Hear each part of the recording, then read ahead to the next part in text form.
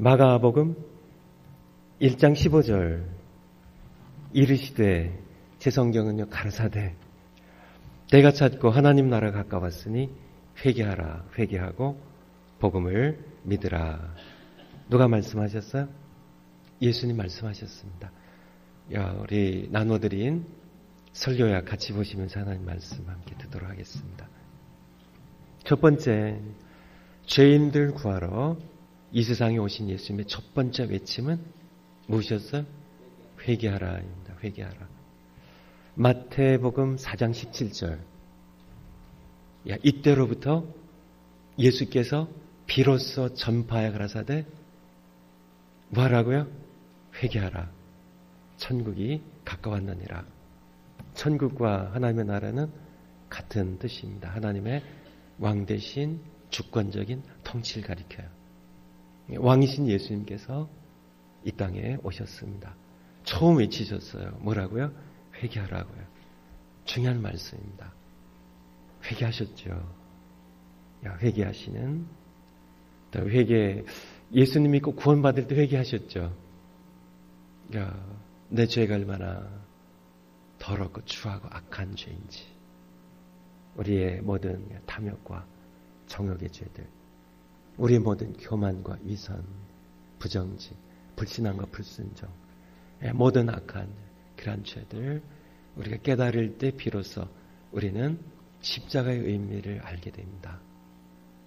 죄의 그 악함을, 죄의 심각성을 우리가 알지 못하면 사실 예수님께서 왜 십자가에 나만큼 착하면, 나만큼 진실하면, 나만큼 의로우면 될 만한 것 같은데 예수님께서 왜 하나님의 아들이 죄도 없으신 분이 왜 그렇게 참혹한 십자가에 못 박혀 죽으시는, 죄하고 침뱉음 당하시고요, 조롱을 당하시고 채찍에 맞으시고 골고다 언덕 올라가시고 하나님의 아들이 그렇게 벗겨지셔서 수치 가운데 십자가에 못에 박혀 죽으셨을지. 그 심각성은 죄의 심각성 때문에 그래요. 그렇게 밖에는 죄가 용서될 수 없기 때문에, 죄가 너무나 심각하기 때문에. 그래서 죄의 심각성을 깨달을 때 비로소 우리는 예수님의 십자가의 죽으심의 의미를 깨닫게 되고요. 그래서 죄의 심각성을 요만큼 깨달으면요, 예수님의 십자가의 죽으심의 의미를 요만큼밖에 못 깨달아요. 죄의 심각성을 깊이 깨달아야만 예수님의 십자가의 죽으심의 의미를 깊이 깨닫고 회개하라는 말씀을 우리가 깨닫게 되죠. 예수님께서 이 땅에 오신 목적은 누가복음 5장 32절에 보면 예수님께서 세리와 죄인들과 함께 음식을 드셨을 때 유대인들이, 유대 지도자들이, 바리새인들이 예수님을 그렇게 비난하죠. 그때 예수님 말씀하십니다. 내가 온 것은 의인을 부르러 온 것이 아니라 누구를요? 죄인들을 불러 회개시키러 왔다고. 예수님이 이 땅에 오신 목적이에요. 여러분들이 의인이라고 생각하신다면, 물론 예수님 믿고 구원 받았으니까 의롭다 칭함을 받았죠. 우리는 의롭다 칭함을 받은 사람이지 내가 의로워서 의인된 사람은 아닙니다. 아직 예수님을 장성한 분량에 이르기까지 닮아가는 성화의 과정이 있을 뿐이죠. 어쨌든 예수님께서는 의인들을 부르오신 것은 아니에요. 바리새인들이 스스로 자기를 의롭다 여겼죠. 예수님께서는 너희들이 아니라 나는 자신들의 죄를 깨닫는 죄인들을 불러 회개시키러 왔다고 이렇게 말씀하셨습니다. 로마서 3장에 보면 사도 바울을 통하여 하나님께서는 그렇게 말씀하십니다. 모두가 죄인이라고요. 의인은 하나도 없다고. 의인은 하나도 없다고요. 얼마나 없어요? Not even one입니다. 단 하나도 없어요. 모두가 죄인임을 그렇게 분명하게 선언하고 계시죠. 로마서 3장 9절부터 보면 그러면 어떠하뇨? 우리는 나으뇨? 결코 아니라고요. 유대인도 아니고 헬라인도 아니고 다 죄 아래 있다고요. 이미 선언했다고요. 기록한 바 의인은 없나니 하나도 없으며 깨닫는 자도 없고 하나님을 찾는 자도 없고요. 다 한 가지로 치우쳐 무익하게 되고 선을 행하는 자는 없나니 하나도 없다고. 여기 영어 성경으로 보니까요. There is no one righteous, not even one. 단 한 사람도 없다고 이렇게 우리에게 분명하게 선포해 주고 계세요. 제가 신문 기사를 통해서 보니까 한국에 전원책이라는 변호사가 계시더라고요. 근데 아마 그게 한국에서는 유명하신 분 같아요. 전원책 변호사라는 분이 책을 최근에 한 권 쓰셨는데 책 제목이 신군주론이에요. 그래서 이 책의 내용 가운데 중요한 내용이 이제 정치에 관한 내용인데요. 정치인들은 딱 세 부류밖에 없대요. 이분의 얘기입니다. 정치인들은 넷도 아니고 딱 세 부류밖에 없대요. 첫 번째 부류는 천박한 정치인들. 두 번째 부류는 무지한 부류. 세 번째 정치인은요, 천박하고 무지한 정치인. 이렇게 세 부류밖에 없대요. 더 이상 없대요. 얼마나 정치인들 그렇잖아요. 얼마나 신물이 났으면, 얼마나 질렸으면, 그냥 진짜 독설입니다. 당신들 정치인들 세 부류밖에 없다고. 천박하거나 무지하거나 천박하고 무지한 당신들. 제가 이 기사 읽으면 그러면 당신들 변호사들은 그런 생각이 들었어요. 제가 나눕니다. 이제는 당신들 변호사들, 당신들은 의롭고 떳떳하고 전혀 선한 것 같지만은 세 부류밖에 없다고. 천박한 변호사들. 여기 변호사 계시면 죄송합니다. 무지한 변호사들. 그리고요, 천박하고 무지한 변호사들. 그런 생각이 들었어요. 그러다가 제 마음 가운데 그러면 너는 한 생각이 들었습니다. 목사님께 죄송합니다. 목사님들 딱 세 부류밖에 없습니다. 제가 목사니까요. 딱 세 부류밖에 없어요. 천박한 목사들, 목사님들, 무지한 목사님들, 천박하고 무지한 목사님 세 부류밖에 더 이상 없어요. 예외는 없습니다. 예외는 없어요. 다 한 가지 치우쳐 선을 행하는 자가 없고 하나님 찾는 자도 없고 의인은 없나니 하나도 없음을. 예수님 때문에 구원받고 의롭다 칭함을 받고 의롭게 되어가는 그리스도의 의의 장성한 분량을 향하여 자라가는 성화의 과정에 있는 하나님의 백성들이 계시지만은 사실은 우리 자체로서는 아무도 의로운 사람이 없습니다. 선한 사람도 없어요. 예외가 없어요. 목사님들 마찬가지입니다. 여러분도 마찬가지고요. 아무 예외가 없음을 성경 우리에게 분명하게 말씀하고 계세요. 예수님의 첫 외침입니다. 이때로부터 예수께서 비로소 이때로부터 예수님의 공생이 시작이거든요. 예수님께서 시험 받으신 후에 처음 이제 외치신 공생의 첫 시작의 외침이에요. 예수님의 선포가, 예수님의 설교의 첫 외침이 회개하라고요. 회개하라고. 천국이 가까웠다고. 때가 찼고 하나님 나라가 가까웠으니 회개하라고요. 복음을 믿으라고 예수님의 첫 번째 외침입니다. 두 번째, 그렇다면 왜 회개하는가? 예수님 말씀에 의하면 하나님 나라가 가까웠기 때문에 때가 찼습니다. 하나님 나라가 가까웠어요. 그러므로 회개하라고. 회개하라. 왜냐하면 천국이 가까웠기 때문에. 천국 말씀드린 것처럼 지역적인 의미도 있는데요. 천국이란 말에 1차적인 의미는, 우선적인 의미는 왕 대신 하나님의 통치예요. 예수님께서 왕으로 오셨습니다. 왕으로 오신 예수 그리스도의 통치가, 내가 왕으로 왔으니까 내가 주인 되어 살던 삶을 회개하고 나를 왕으로 영접하라는, 내가 너의 창조자라는, 하나님 나라가 가까웠으므로 회개하라는 그러한 말씀인 것입니다. 인류 모든 문제, 개인의 모든 문제, 우리가 겪는 모든 문제들, 죽음의 문제에 이르기까지 모두 어디에서 나올까요? 사실은 죄에서 나옵니다. 죄 때문이에요. 여러 가지 문제들 많죠. 모든 문제들, 관계의 문제들, 세상의 모든 문제들, 사회의 모든 악들, 모든 그런 문제들이 전부 죽음까지, 모든 고통이, 모든 전쟁이, 모든 미움과 증오가, 모든 살인과 모든 것들이 결국은 하나님을 버린 어제 말씀처럼 예레미야서 2장 13절입니다. 내 백성이 두 가지 악을 행하였나니 첫째는 생수의 근원이 되는 나를 버린 것과 하나님을 버린 것. 그것이 모든 문제들의 고통들의 시작임을 우리에게 말씀해 주고 계세요. 그래서 결국 거슬러 올라가면 모든 문제의 뿌리는 모든 문제에 쏟아져 나오는 수도꼭지는 사실은 죄에 있음을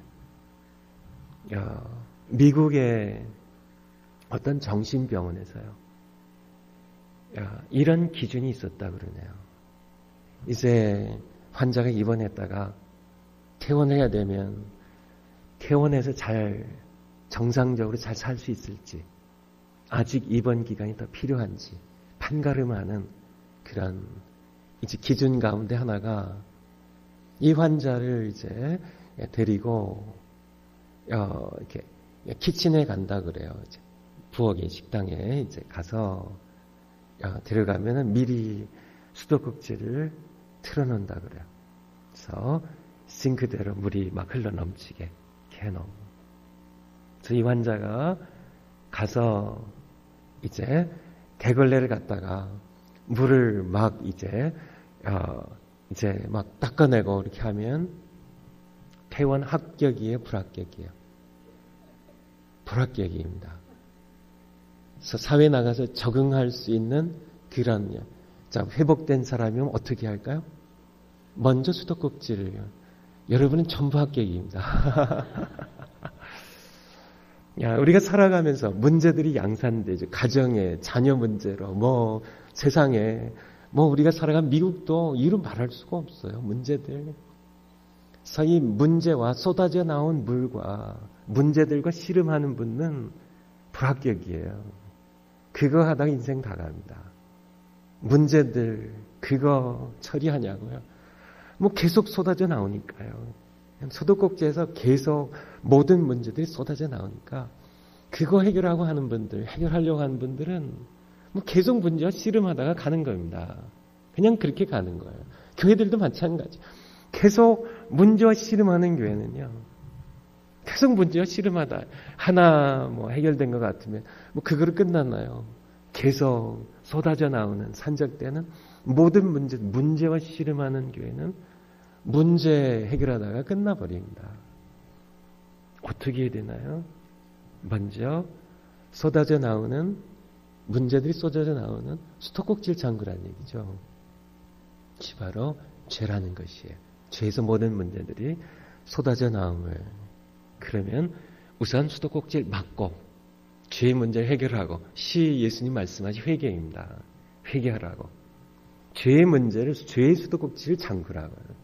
이 문제를 해결하지 않으면 인류의 모든 문제들은 죽음의 문제이기까지 계속 문제들과 씨름하다가 모든 사회나 미국이나 교회들이나 가정들이나 다 마찬가지입니다.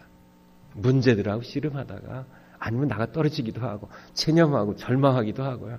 아니면 열심히 문제 씨름하지만은 문제는 계속 나오니까 끊임없이 문제와 씨름하다가는 지쳐서 그냥 세상 떠나는 그러한 것 외에는 다른 것이 없다는 얘기입니다. 그래서 예수님 하신 말씀, 죄에 대하여 분명하게 회개하라고, 죄의 문제를, 죄의 수도꼭지를 잠그라고, 잠그는 방법이 바로 회개임을 우리에게 말씀해 주고 계신 겁니다. 그렇다면 죄란 무엇인가?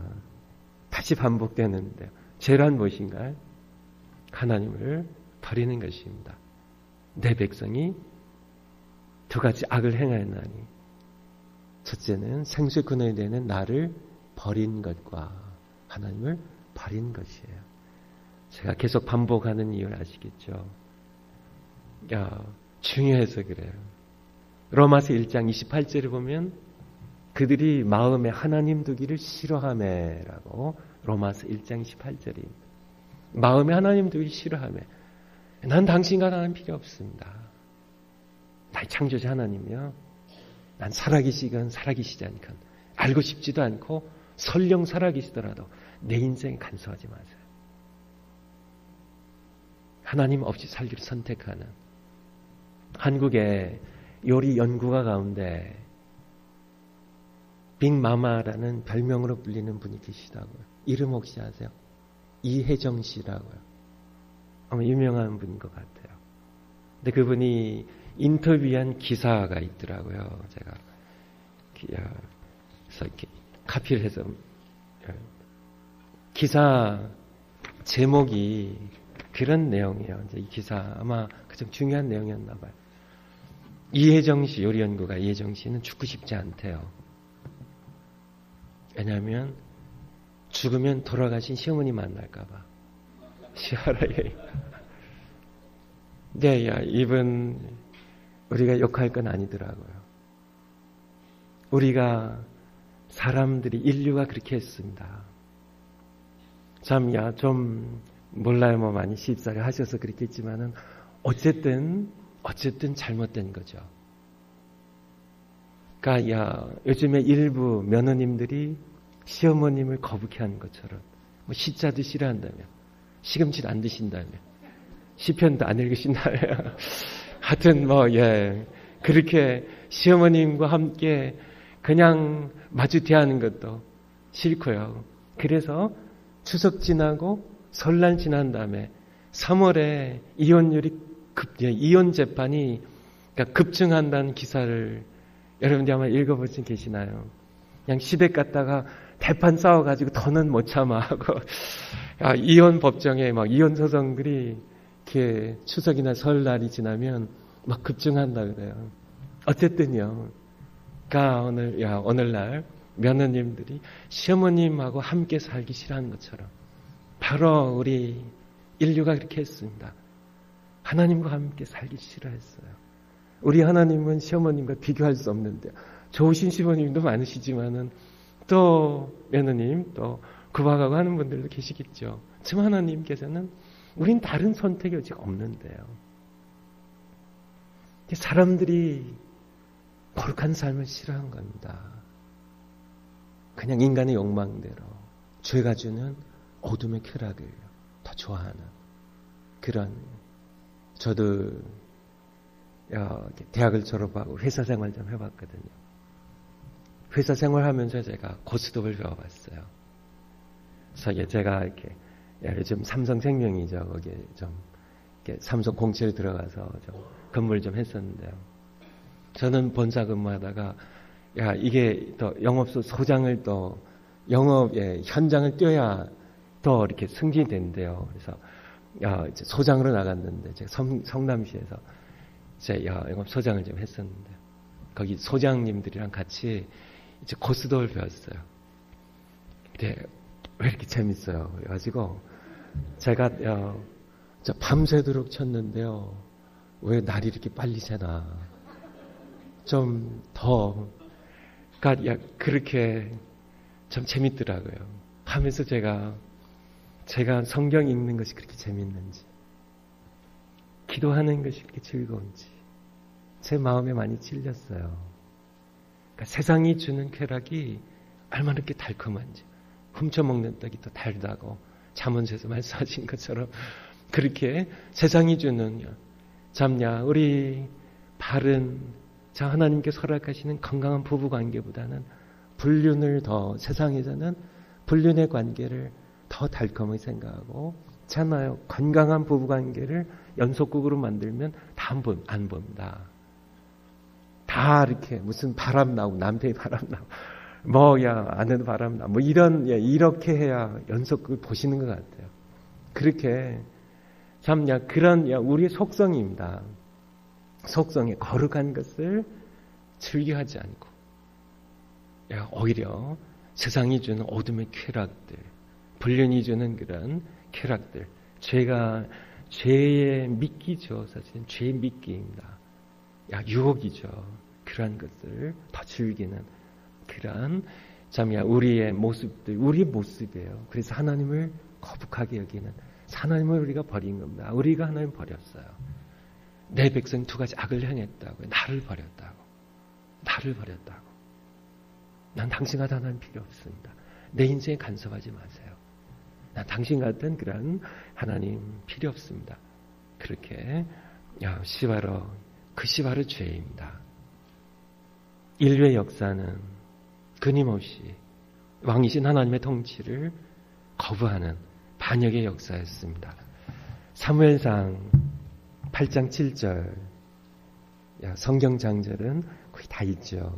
사무엘상, 사사기 룻기 뒤에 사무엘상 8장 7절, 제가 가진 성경으로 419면입니다. 열왕기상하 앞에 있고요. 사무엘상 8장 7절인데요. 제가 설명 좀 하면, 사무엘 선지자가 늙었어요. 사무엘의 아들들이 사사가 됐는데 재판을 굽게 했어요. 사무엘 아버지만 못했어. 잘못 그렇게 재판을 했죠. 백성들이 사무엘에게 나갔습니다. 4절에 이스라엘의 모든 장로가 모여 라마에 있는 사무엘에게 나가서 그에게 이르되 보소서 당신들고 당신의 아들들은 당신의 행위를 따르지 아니하니 열방과 같이, 무슨 뜻인가요?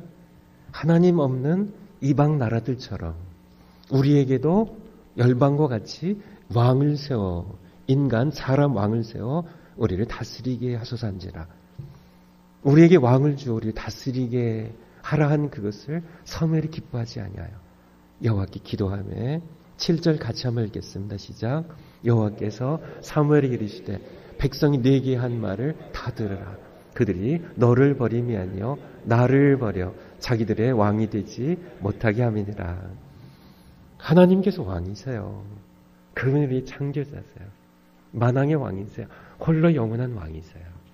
그분이 우리를 통치하실 때만 비로소 우리는 죄를 이길 수 있는 힘이 있고요. 우리는 죽음조차 우리 건드릴 수 없는 그분의 통치 안에 있을 때만 우리는 영원한 생명을 누릴 수가 있어요. 그것이 바로 우리의 행복인데요. 그것이 우리의 평강인데요. 끊임없이 세상 열방들 다 마찬가지고요. 이스라엘 백성들 그들조차도요. 이스라엘 백성들 그들 통하여 사실은 하나님을 알고 섬기고 믿는 복을 창세기 12장 말씀처럼 땅의 모든 족속이 너를 인하여 복을 받을 것이라고. 너는 복의 근원이 될지라. 그렇게 이방의 모든 사람들에게 하나님을 알리고 하나님의 왕되심 앞에 나올 수 있도록 그렇게 선택한 아브라함의 자손들, 이스라엘 백성들, 이스라엘 나라조차도 열방과 같이 우리에게도 사람 왕을 세워달라고요.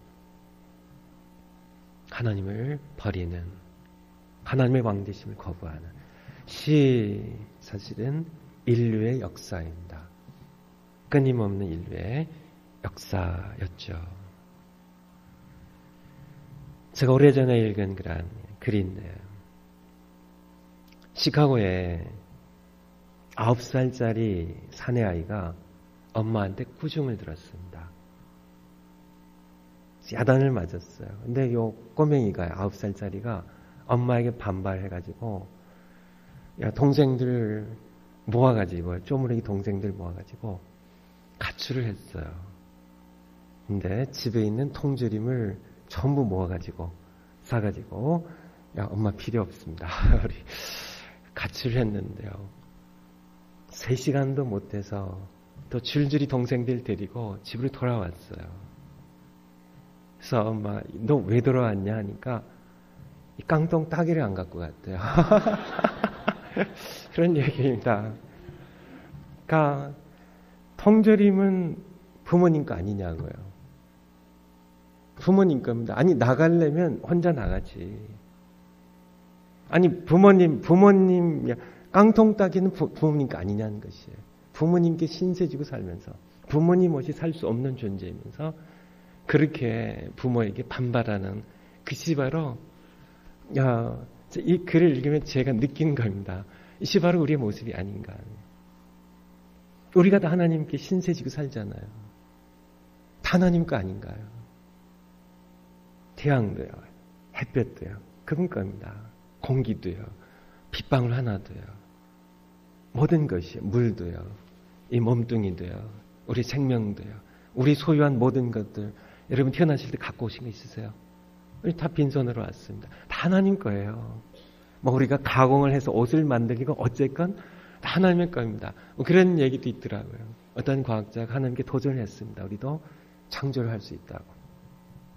그래서 생명을 창조하겠다고요. 그래서 그럼 하나님께서 한번 해보라고. 그래서 과학자가 흙을 파다가요. 흙을 파다가 이제 뭐 그것으로 뭘 만들려고 하니까 하나님께서 아니지. 그건 내역이고 내역 갖고 한번 만들어라고. 뭐 그것도 되지도 않겠지만은 사실은 우리가 다 하나님께 신세지고 살면서요. 우리가 숨 쉬는 것이요.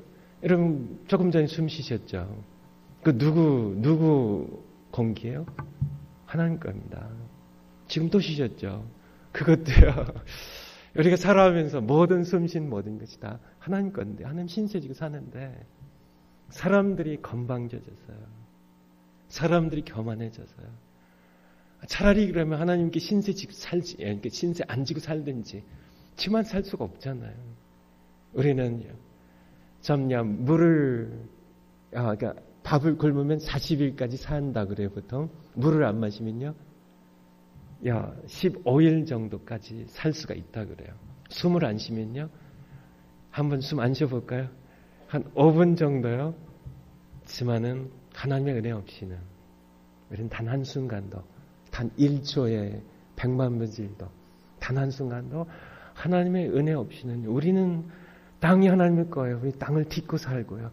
그분을 숨쉬고 사는 그분의 은혜를 숨쉬고 사는 그런 존재임에 불구하고 인간들이 교만해져서 하나님 없이 하나님 안 계시다고 참 어쨌든 내 눈에 보이지 않으니까 그렇게 거짓하며 살아가는 그러한 그것에 대하여 우리에게 말씀해 주고 계신 겁니다. 회개하라고요. 회개하지 않으면 우리에겐 다른 소망이 없음을 우리에게 말씀해 주고 계십니다. 세 번째, 그러나 사람들은 뭐에 대한 설교를 싫어할까요? 죄에 대한 설교를 싫어합니다. 저도 우리 목사님도 설교자시잖아요. 그런 얘기를 참 많이 들었어요. 교회에 오면은 죄인 취급해가지고 죄 나만큼만 살라고 그렇게 얘기하는 분들이 참 많으세요. 죄에 대하여 교회에서 얘기하는 죄 근본은 살인하고 사기하고 여러 가지 죄악들 탐욕과 정욕과 음란과 여러 가지 죄들 다 우리가 지적할 수 있지만은 그것은 사실은 죄의 뿌리에서 나오는 그런 결과물들입니다. 죄의 열매들이에요. 죄의 뿌리는 왜 그러면 우리가 살인을 하고 왜 우리가 정욕과 탐욕 가운데 왜 위선과 교만 가운데 살아가나 그 뿌리는 결국은 하나님을 버렸기 때문에 하나님 떠나 살기 때문에 자기가 주인 되어 살기 때문입니다. 그래서 죄에 대해서 얘기를 하는 건데요. 그 죄에 대한 설교를 싫어해요. 더 싫어하는 설교가 있는데요. 죄를 회개하라는 설교입니다. 그래서 세상 사람들이 가장 싫어하는 설교를 지원 여러분들은 다 성숙한 크리스찬들이시니까 잘 기쁘게 받아주시지만은 진짜 세상 사람들 싫어요. 정말 성도님들이 좋아하시는 설교가 뭔지 아세요? 제가 설교를 많이 해봐서 아는데 우리 목사님도 아시겠죠? 우리 성도님들이 가장 좋아하는 설교는 짧은 설교입니다. 제가 어쩌다 제가 말이 느리잖아요. 행동도 느리고 다 느립니다. 저는 설교도 좀 이렇게 같은 내용을 해도 목사님 30분 하실 거면 저는 40분이 필요해요. 저는 그래서 어쩌다가 제가 짧게 하면 성도님들 싱글벙글이에요. 그래서 그것도 좋더라고요. 얼마나 행복해 하시는지. 그래서 또 행복해 하시는 얼굴 좀 보려고 좀 짧게 하려고 노력도 해요. 지만은 또 하나님 주신 말씀은 전해야 되니까. 싫어하는 설교는 긴 설교. 더 싫어하는 설교는 죄를 지적하는, 자꾸 회개하라고 하는 그러한 설교. 지만은 예수님의 첫 설교는 회개하라는 것이었고요. 예수님은 사실은 그것 때문에 회개시키러, 죄인들을 불러 회개시키러 오신 목적 자체가 그렇고요. 십자가를 지신 것도 우리의 죄를 용서하시기 위함임을, 회개의 근거를 마련하기 위한 것임을 우리가 너무나 잘 알고 있습니다. 그렇지만은 이 시대는 회개에 대한 설교가 점점 약해지고 있어요. 아시죠? 싫어하니까요. 개인주의입니다. 개인주의와 인본주의가 발달돼 있어서요. 개인주의라고 하면 미국이 최고죠. 개인주의, 너나 잘하세요. 내가 죄를 짓건 죄라고 얘기하지 말라고. 그런 풍조예요. 그런 강한 그냥 내가 당신에게 피해 안 입히면 아무 얘기하지, 나에게 간섭하지 말라고. 내가 죄를 짓건 동성애를 범하건 내가 무슨 그런 음란한 죄를 범하건 나는 상관하지 말라. 이게 개인주의입니다. 그런 시대에 회개하라고 하는 말씀 질색하는 겁니다. 싫어하는 거죠. 그냥 내 삶은 내가 살고 그냥 나는 내 인생에 내 윤리대로 그냥 내가 나름대로 내 종교 가지고 내가 살겠다는데 왜 간섭하냐고. 그런 시대예요. 그런 시대에는 불구하고 우리는 회개라는 말씀 외칠 수밖에 없는 것이요. 다른 길이 없기 때문입니다. 다른 길이 없어요. 그들은 모르죠. 얼마 전에 작년에 우리 한국에 세월호라는 그런 배가 침몰했죠. 참 가슴 아픈 일이었습니다. 더욱이 어른들의 잘못 때문에 어린 학생들이 그렇게 참혹하게 이렇게 죽어갔다는 사실이, 참 한국에 제가 사고가 나고 한 달 뒤인가요? 이렇게 한국을 방문했는데 한국 전체가 우울증에 빠졌더라고요. 모든 그런 경기들이 다 그냥 죽을 수고요. 그런 참 아픔들. 그런데 이 세상은 거대한 세월호처럼 침몰한 배입니다. 죽음 앞에 침몰하고 하나님의 심판 앞에 완전히 영원히 침몰할 배예요. 그렇게 수백 명이 죽어간 게 아니고요. 수천 명이 아니라 수백만 명이 아니라 수천만 명이 아니라 수십억의 사람들이 지금 침몰하는 배 가운데 이 배가 침몰하는 것을 몰라요. 알긴 알죠. 하지만은 다른 출구가 없는 줄 알죠. 체념하고 살거나 잊어버리고 살아갑니다. 언젠가는 선실에 그냥 바닷물이 쏟아져 들어와서 죽어야 하는 것처럼 이 지구라는 배는 출구가 없는 배입니다. 침몰하는데 출구가 없어요. 선실에 출구가 없어요. 언젠간 물이 쏟아져 들어오면 내 인생은 종말을 맞아야 되는, 죽음을 맞이하고 결국은 하나님의 심판대 앞에 서서 영원히 하나님의 공의 심판을 받고 지옥으로 추락해야 하는 그러한 자신들의 앞날을 생각하지 않습니다.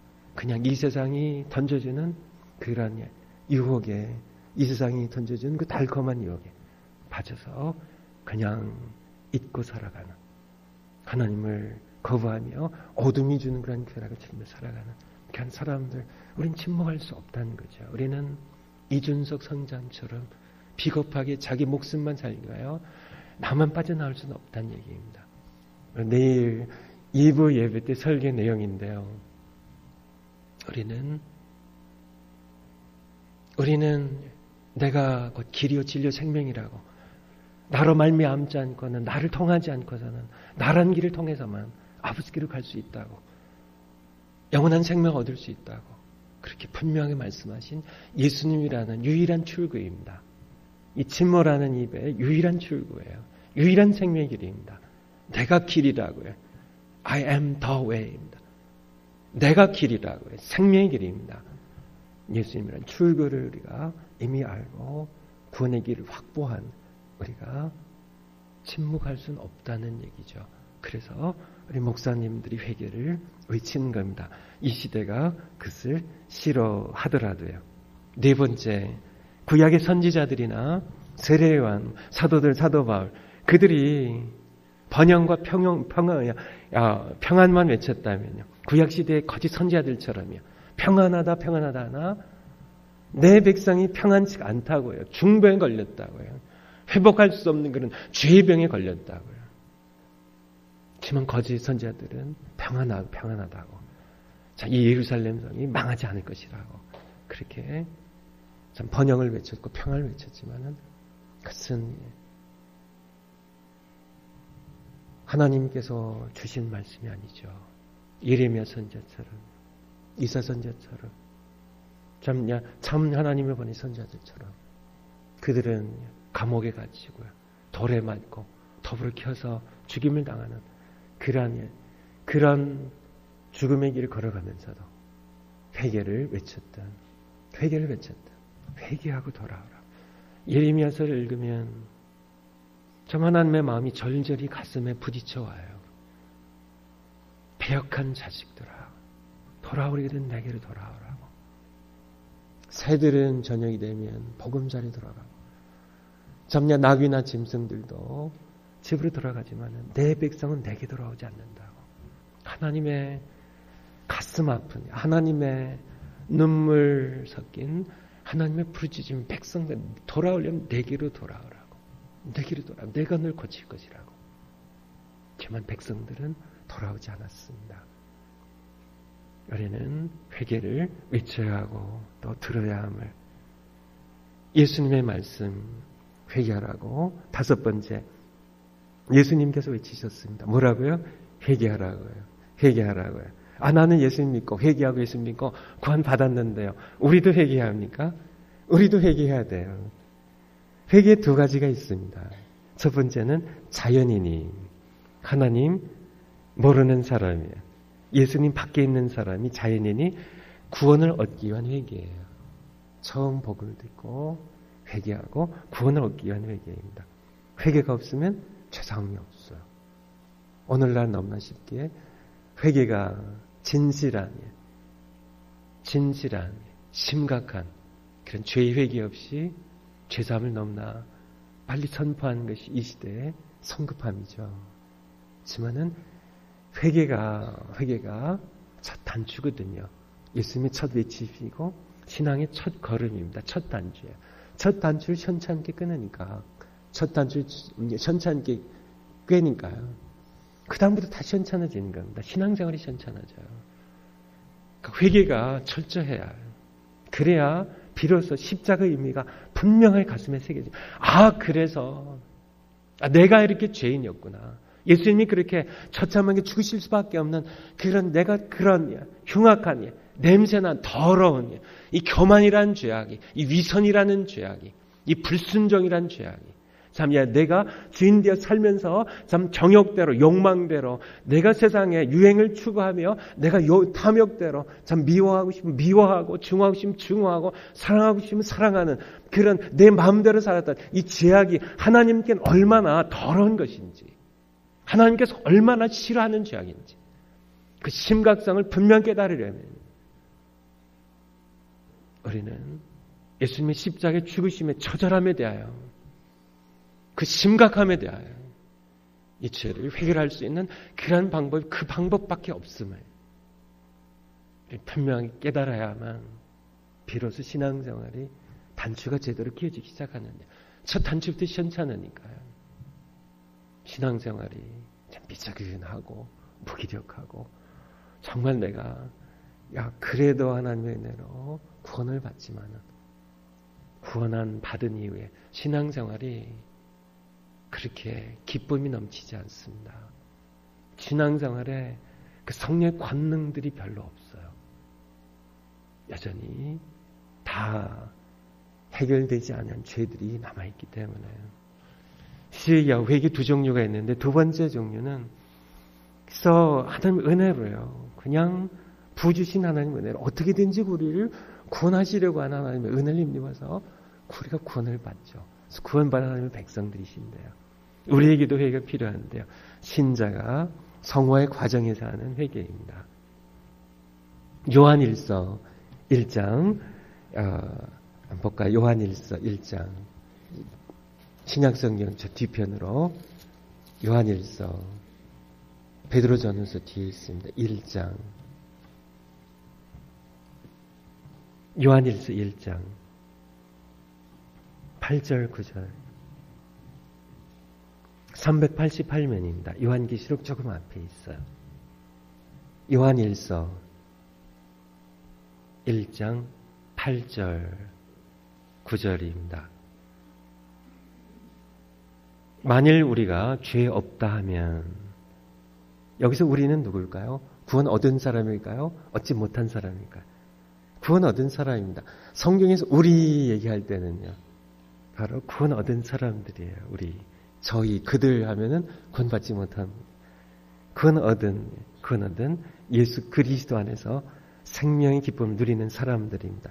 우리가 구원 얻은 우리가 우리 죄를 자백하면 우리 죄 없다 하면 8절 죄 없다 하면 스스로 속이고 또 진리가 우리 속에 있지 아니할 것이요.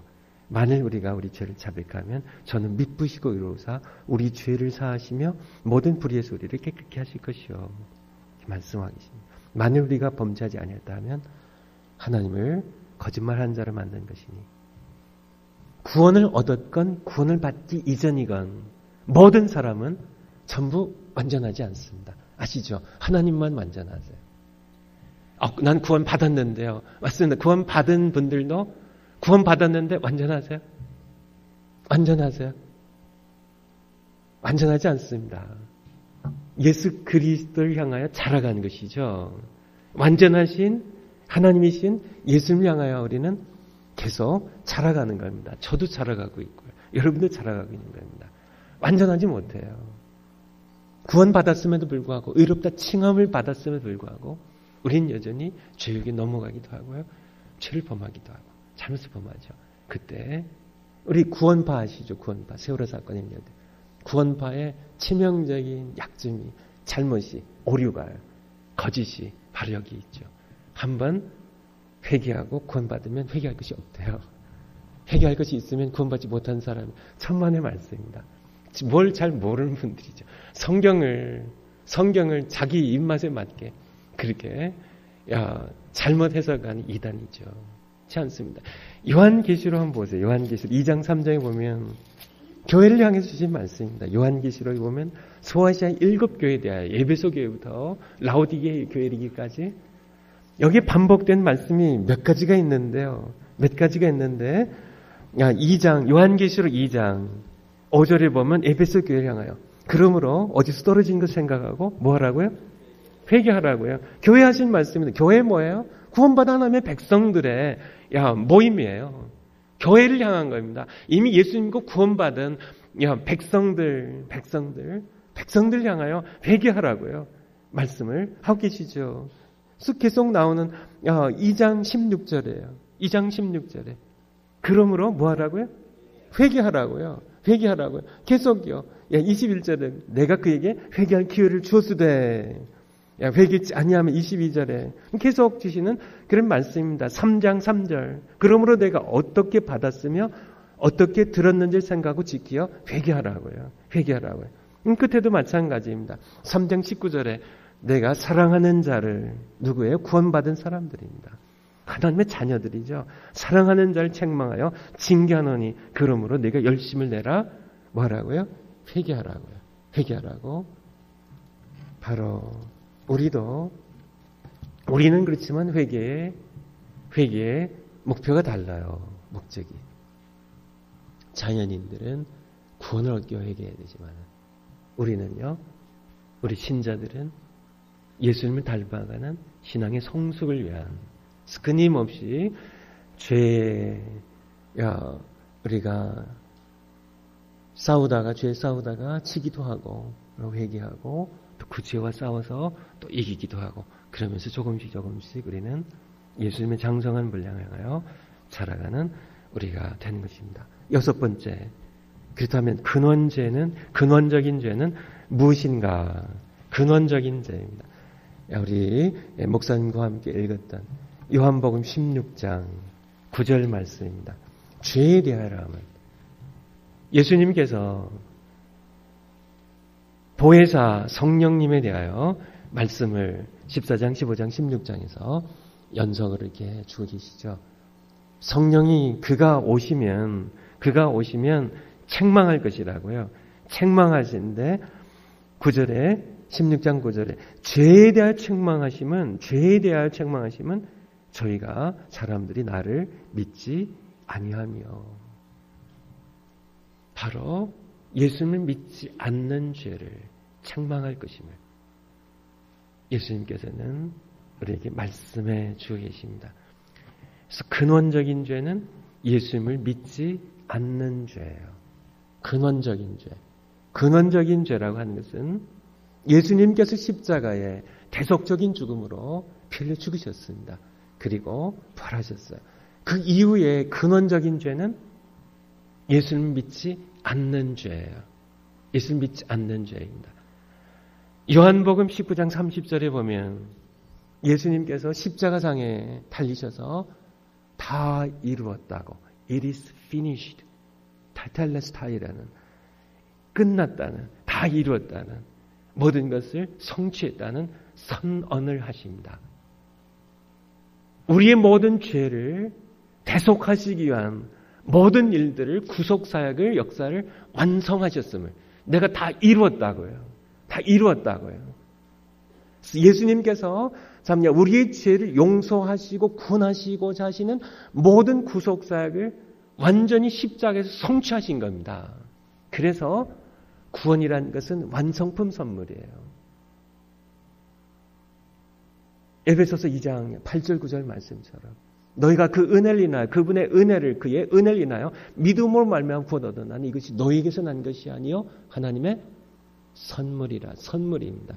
완성품 선물이에요. 우리가 거기다 좀 보태야 되고 조금 깎고 다듬고 조금 부석을 더 넣어야 되고 하는 그런 선물이 아니라 다 이루신 겁니다. 완성품 선물이에요. 다 이루셨어요. 그래서 만약에 지옥에 간 사람에게 당신은 왜 지옥에 왔습니까? 당신은 왜 지옥에 왔습니까? 그럼 이분이요, 나는 살인범인데 살인 때문에 왔어요. 난 사기꾼인데 난 사기를 많이 해갖고 왔어요. 그렇게 얘기할 때 분명하게 그것이 아니라고요. 당신은 살인범이지만 살인죄 때문에 온 것이 아니라고요. 당신은 사기꾼이지만은 그 범죄 때문에 온 것이 아니라고요. 그 죄는 예수님께 십자가에 당신의 살인죄를 지고, 당신의 사기죄를 지고, 당신의 음란한 죄를 지고, 당신이 부패했던 죄를 지고, 그 죄를 지고 예수님 십자가에서 죽으셨다고, 다 이루셨다고, 그 모든 용서를 다 죄사함을 이루셨다고요. 그러므로 당신이 이 지옥에 온 것은 당신의 그 살인죄를 지고, 당신의 사기죄를 지고 십자가에 못 박혀 죽으신 예수님을 믿지 않은 죄 때문에 들어온 것이지. 왜냐하면 당신의 모든 죄는 예수님께 십자가에서 다 이루셨기 때문에, 다 죄사함을 완성하셨기 때문에요. 이것이 바로 여기서 주시고자 하신 하나님의 말씀이에요. 지옥 가는 유일한 죄는요, 예수를 믿지 않은 죄입니다. 우리가 세상에서 많은 죄들을 범하죠. 그러한 죄들 때문에 간 것이 아니라 그 죄에 대해서는 예수님께 십자가에 못 박혀 죽으셨다니까요. 그 죄를 해결하셨다니까요. 그 죄 때문에 간 것이 아니라 그 죄를 지고 십자가에 못 박혀 죽으신 예수님의 그 구속사를 이루신 예수님을 믿지 않은 죄죠. 예수님을 믿고 영접하면 그 예수님의 내 그 살인죄를, 내 그 정욕의 죄를, 내 그 탐욕의 죄를 지고 죽으신 예수님의 그 십자가의 벌로 나를 죄사해 주시고 나를 의롭다 칭하시기 때문에요. 근원적인 죄를 얘기하는 겁니다. 성령께서 오시면 죄에 대하여 하면, 죄에 대해 책망하는 것은 예수를 믿지 않은 것, 나를 믿지 않은 그 죄를 책망할 것이라고요. 그 죄 때문에 지옥 가는 겁니다. 우리 죄 때문에 지옥 간다면 다 지옥 가야죠. 하지만은 그 죄를 십자가에서 예수님은 용서하시고요. 대신요, 대속적인 죽음으로 죽으셨어요. 선언하셨습니다. 내가 이루었다고. 다 이루었다고. 다 이루었다고요. 이제 남은 죄는 예수님을 믿지 않는 죄입니다. 내 그 죄를 지고 십자가 못 박혀 죽으신 예수님. 바로 그 죄를 회개하는 것이 바로 오늘 말씀이에요. 7번째, 자신이나 세상을 믿고 살면서 나의 창조주여 구주이신 예수를 믿지 않는 죄를 회개해야 합니다. 심판의 날은 정해져 있습니다. 믿을 만한 증거를 주신 어제 저녁 말씀이죠. 믿을 만한 증거를 주신 부활을 통하여 그 아들을 죽은 자 가운데서 딱 한 번 일으키셨다고요. 믿을 수밖에 없는, 핑계댈 수 없는 증거를 주셨어요. 주신 지금도 살아계신 부활하신 예수님. 단계까지 모든 민족까지 부활의 복음을 듣고 회개하고 돌아오기를 하나님께서는 원하십니다. 어제 사도행전 17장 30절 31절 낮 시간에 좀 시간이 있었는데 10번씩 읽으셨어요? 예, 웃으시는 의미가 난 읽었어요 하시는 웃으신가요?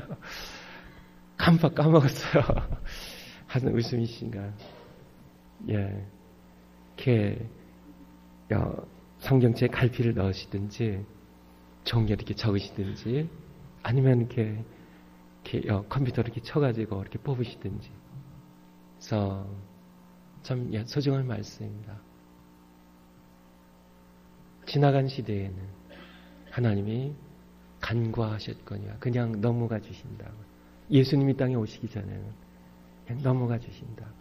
간과하셨거니와 허물지 아니하셨거니와 이제는 어디든지 사람을 다 명하사 뭐하라고요? 회개하라고. 회개 말씀이 우리가 그냥 쉽게 읽고 넘어가서 그렇죠. 회개하라는 말씀이 성경 구석구석에 담겨 있어요. 회개하라고요. 회개하라 하셨으니 이는 정하신 사람을 하여금 예수님입니다. 예수님을 저희 심판날에 재판장으로 정하셨어요. 정하신 사람을 하여금 전날 공의로 심판할 날을 작정하시고 이미 심판날은 작정되어 있습니다. 시시각각 다가오고 있죠. 이의 저를 죽은 자 가운데서 이의 그의 아들을 죽은 자 가운데서 다시 살리신 것으로 부활을 통하여 모든 사람에게 믿을 만한 증거를 주셨음이니라 하니라. 히브리서 9장 27절 잘 하신 말씀이죠. 한 번 죽는 것은 누구에게요? 사람에게 정하신 것이요. 그 후에는 심판이 있으리니. 사람들은 죽음을 두려워하지만은 정말 두려워하는 것은 심판입니다. 죽음은 사실은 그렇게 우리 믿는 자들에게는 죽음이 사실 축복이고요. 아버지 곁에 가는, 그렇잖아요. 대형 사고가 났는데요. 저도 작년 2월에 대형 교통사고가 났는데요. 제가 여기 서 있는 거 보면은 살아난 거죠. 안 다치고 멀쩡하면은 휴 진짜 죽을 뻔했네. 그 얘기를 번역하면 내가 천국 갈 뻔했네. 그런 얘기죠. 그래서 이 세상을 천국보다 더 좋아하는 우리 신자들의 모습이다. 지만은 천국을 잘 몰라서 그렇고요. 하늘나라가 훨씬 더 좋죠. 그래서 우리에게는 사실 죽음이 두려움이 아니지만은 세상 사람들에게는 죽음은 절망이고 죽음은 수단 방법을 가리지 않고 피해야 하는 그러한 고통이요 두려움입니다. 죽음이라는 것은. 그래서 보약 먹고 어떻게든지 죽음을 조금이라도 연장하려고 했지만은 죽음을 피할 수 없는 현실임을 그들은 알죠. 결국은 죽어야 된다는. 하지만은 죽음보다 더 두려운 것은 사실은 심판이에요. 비교할 수 없을 만큼 두려운 것이죠. 어떤 의사가요, 환자에게 이제 얼마 전에 있었던 그 검사 결과를 통보하면 그런 얘기를 하면서 두 가지 나쁜 소식이 있다고. 첫 번째 소식, 두 번째 소식이 더 나쁘다고. 첫 번째 소식은 당신은 24시간 안에 죽는다고. 환자로서는 황당한 겁니다.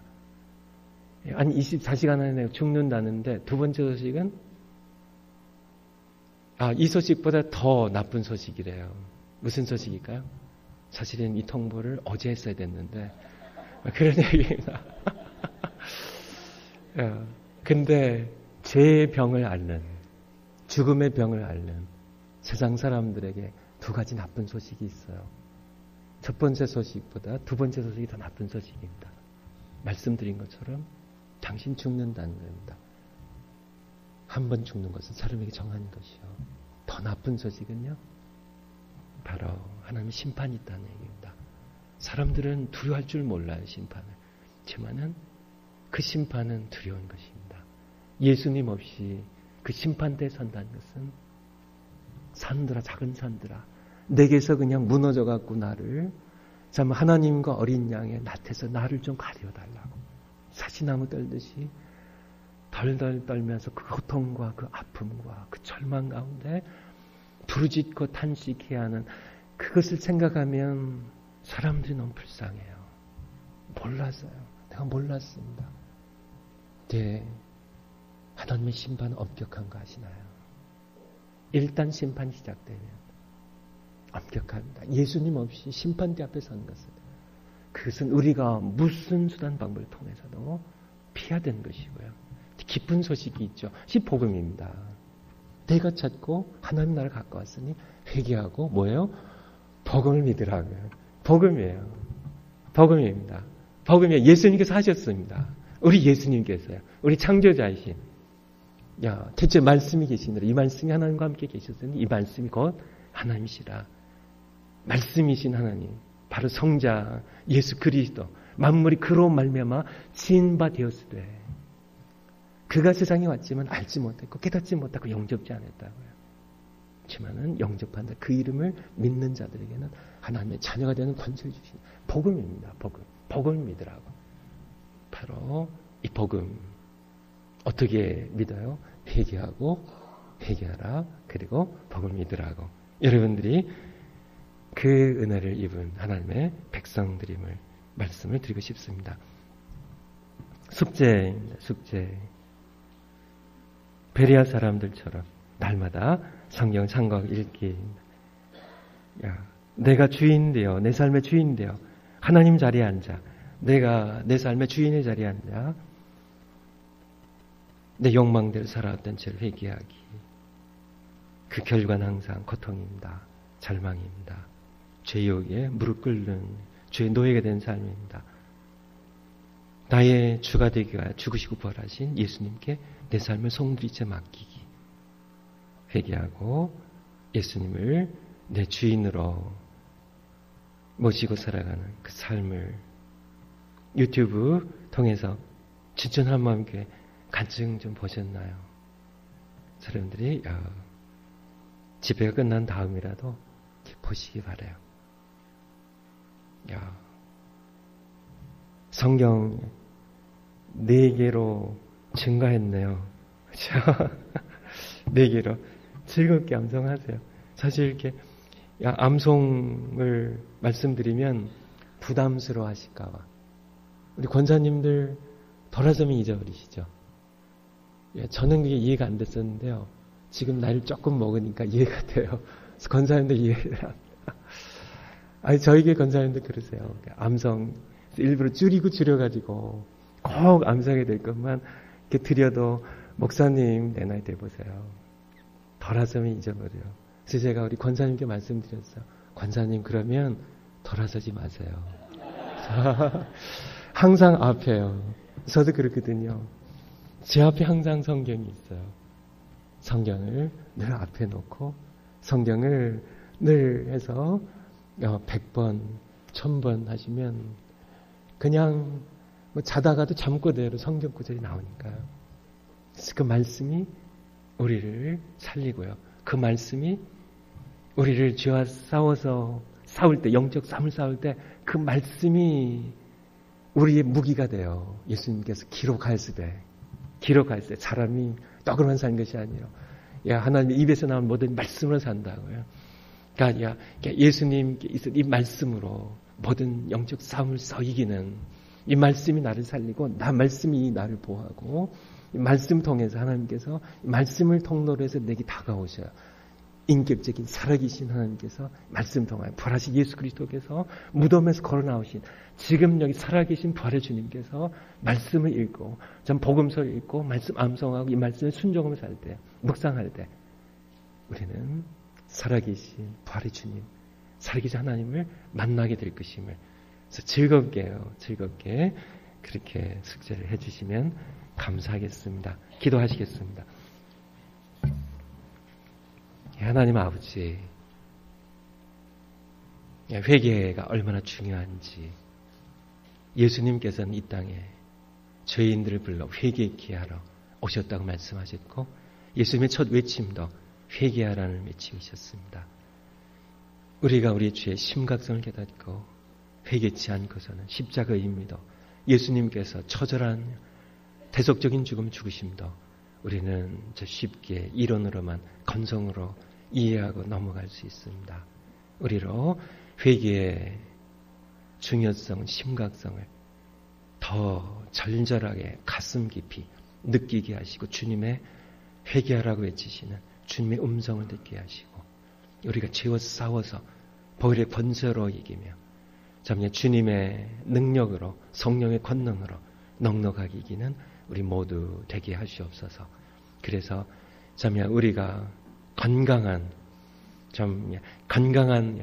크리스찬들이 되고 이전보다 더 건강한 교회가 되어서 세월호처럼 침몰하는 참여 이 지구상에 살아가는 많은 사람들 수없이 수백, 수천, 수십만의 엄청난 사람들 구원하는 워싱턴 한인 장로가 될 수 있도록 그렇게 하나님 규모의 큰 꿈을 꾸게 하시고 그리고 예수님과 함께 이 일을 성취하는 귀한 교회 되게 하시옵소서.